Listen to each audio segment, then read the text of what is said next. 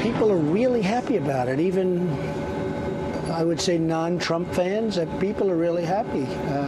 It's something that I'm very proud of. Now, with that being said, I want to get it done. But I believe that Chairman Kim wants to get it done. I think we've done something very historic already in one way, but to me, a success is when it gets done. The president needed to disrupt the status quo, and the president has disrupted the status quo. He should be applauded for doing that. Time will tell how this ends. Chairman Kim achieved far more than President Trump did. The summit was much more show than substance, what the Texans call all cattle, no hat. No. It's all hat, no cattle. So I don't know if Senator Schumer lost the Texas vote there with that phrase turn, but all hat, no cattle. That was how the Democrats described the North Korea summit. Here's how the North Koreans described the day after from state media.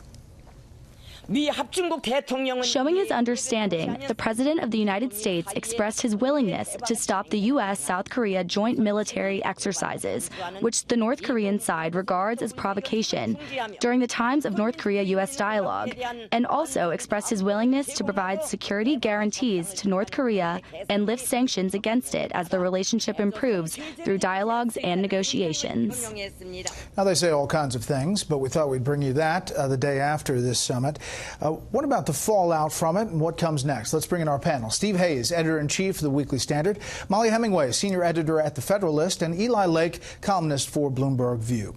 Okay, a lot of reaction, Molly, on Capitol Hill. Some positive from Republicans saying it needed, you heard the speaker there, others saying they're concerned that things are still on the table, and you hear the world reacting that maybe Kim got everything he wanted. Right, you're hearing a lot of poo-pooing, a lot of claims that Kim got everything he wanted. The fact is, we really don't know what will come out of this deal. We have a light framework. All of it will be worked out in the details. We will need to see substantive talks. They'll need to move quickly, but it could actually take many months, many years to achieve what we need to see. This is a good start, and at worst, it's a neutral. At best, it's a very good start, but we have to work out a lot of particulars. What struck you in that interview, Steve?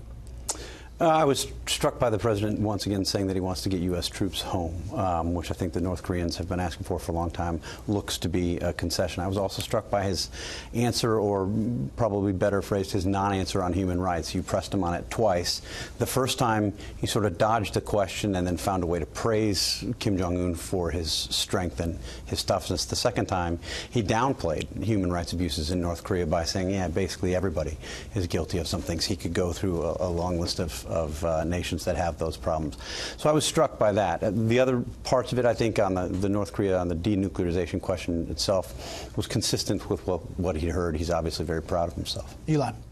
Well, call me old-fashioned, but I like to believe America is a beacon of democracy and freedom, and that when the American elected president meets with tyrants like Kim Jong-un, there should be, at the very least, a refrain not to go out of his way to basically lie about the nature of this person. And at one point he said in another interview, the North Korean people loved Kim Jong-un. We know that's not true.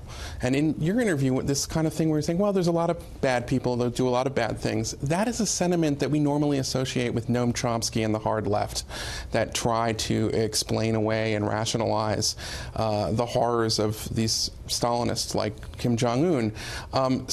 As a general rule, I don't really like that kind of thing, and of course it would be great if you got a deal that got rid of the nuclear, and I'm not saying don't do diplomacy, but I don't think that Trump needed to go as far as he did in his flattery.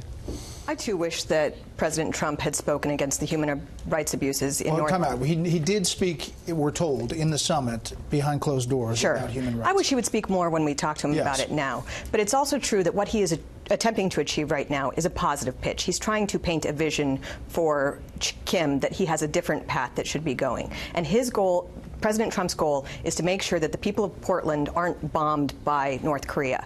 You have this thing with neoconservatism, militarism, fused with moral idealism that seeks to achieve everything but ends up accomplishing nothing, and doing so at a huge cost of blood and money. And so I think it's important that we understand we have our national interest here. We want to keep from getting into a nuclear war, and we will hopefully substantively deal with human rights abuses, which are serious and need to be dealt with. But that's not our first concern. Well, if I may respond, an old neocon militarist by the name of Ronald Reagan managed to negotiate arms control agreements and have a relationship with Soviet premiers and still keep a laser-like focus on the dissidents who were rotting in their gulags. And when the Soviet Union fell, that was something that many of those former dissidents, when they were free, remembered. They said it was something that gave them hope. I'm sorry, but I hold out that kind of expectation. I'm not expecting a negotiation where Kim Jong-un suddenly becomes a Jeffersonian Democrat. I understand that's not going to happen. But at the same time, there's a difference between that and having an American president basically become, in some ways, sort of, part of the dictator's lie about his popularity with his own people. Is there some of this that is, what if? What if 3 summits down the road it really does happen? What if the paradigm has shifted? What if the people who were looking at this as a breakthrough are the right ones, and the ones that are very scared about the potential are the wrong ones? Yeah, look, that's possible. Anything's possible, right, at this point. But I think you don't have to be a realist or a so-called realist to recognize that it's a problem for the President of the United States to say things that aren't true. The President came back and tweeted that North Korea was no longer a nuclear threat. That's just false. Landed, long trip, but everyone can now feel much safer than the day I took office. There is no longer a nuclear threat from North Korea. Meeting Kim Jong-un was an interesting and very positive experience. North Korea has great potential for the future. Before taking office, people were assuming that we were going to war with North Korea. President Obama said North Korea was our biggest and most dangerous problem. No longer sleep well tonight. We save a fortune by not doing war games as long as we are negotiating in good faith, which both sides are.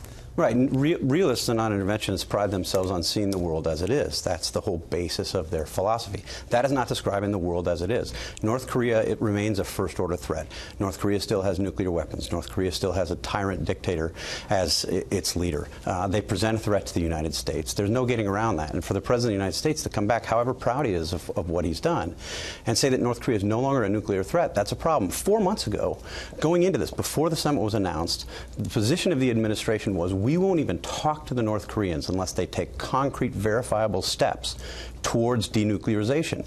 They just abandoned that, which is its own concession. And now, 4 months later, with the only intervening event being the signing of a document by a dictator whose forebears have lied about things for 30 years, they're now saying there's no more nuclear threat. Yeah, I think you're just seeing a lot of frustration that things have gone so well. A lot of people said that everything that Donald Trump was doing would not go well for him or for the United States. His bellicose tweeting supposedly had us on the brink of nuclear war. We all see what happened in the summit. We're not naive. It's not like the nuclear weapons magically disappeared, but we saw that we have a very good start, and if it doesn't continue to go well, we will have to renegotiate. Do you think North Korea is a nuclear threat still? Everyone understands. Okay, the President said that the opposite.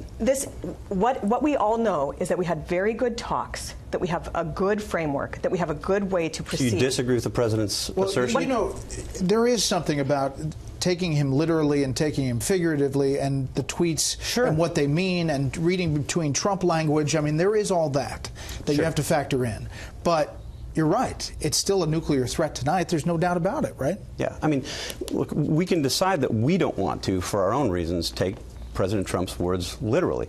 That is not a luxury that the rest of the world has, and I guarantee you it's not something that Kim Jong-un is, and it puts Mike Pompeo in a box, who's now got the very difficult task of constructing a verification regime when the President has already declared that there's no longer a threat. I would argue that the American people have far less trouble understanding President Trump than a select few here in this town do. I got 10 seconds.